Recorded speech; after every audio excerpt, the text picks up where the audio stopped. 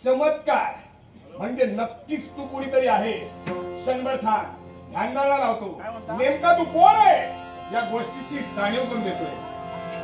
नारायण नारायण नारायण नारायण कराली तुझी पूर्व पिढीका कराली. माझा पूर्व इतिहास झाला. कोण आहे मी? तू कोण आहेस तुला मी सूचना करतोय. दर्भानंद ऋषी या दर्भानंद ऋषीचा अपमान झाला आणि या अपमानाप्रित्यर्थ त्यांनी एका दर्भापासून पुत्राला जन्म दिला. तो पुत्र त्यांचा म्हणजे दर्भासूर. या दर्भासुराला भक्ती केली. या दर्भासुराला वरदान काय होतं?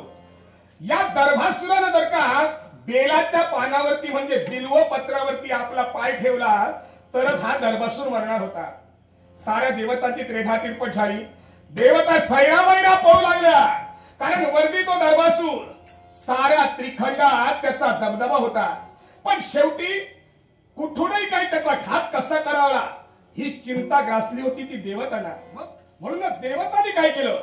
वैकुंठीच्या नारायणानं एक युक्ती आखली. माणसाला माणुसकीतून उठवायचं असेल कनक आणि कांता, धनलोभ अथवा स्त्रीलोभ. आता धनाचा आमिष टाकून त्याला काहीच उपयोग नाही. राहत राहील आमिष म्हणजे स्त्रीचं म्हणजे रमणीचं. आणि हे दाखविण्यासाठी सुंदर मोहिनीचा रूप त्यानं धारण केलं.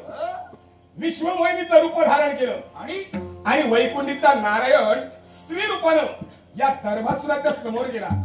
त्याचं ते सुंदर अशा प्रकारचं मनमोहक सौंदर्य पाहिलं आणि दर्भासूर घायाळ झाला.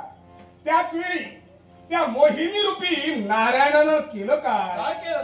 जर का मी तुझ्या समोर लग्न करायला हवं तर माझ्याप्रमाणे नृत्यात तरबेज तुला बनावं लागेल. म्हणजे माझ्याप्रमाणे नाचावं लागेल. आता सुंदर चारुगात्री रमणी पाहिली. मन मोहून त्याचं गेलं. होला होकार दर्शवला करणार काय? स्त्रीची इच्छा ही परिपूर्ण करायलाच हवी. तोच खरा पुरुष.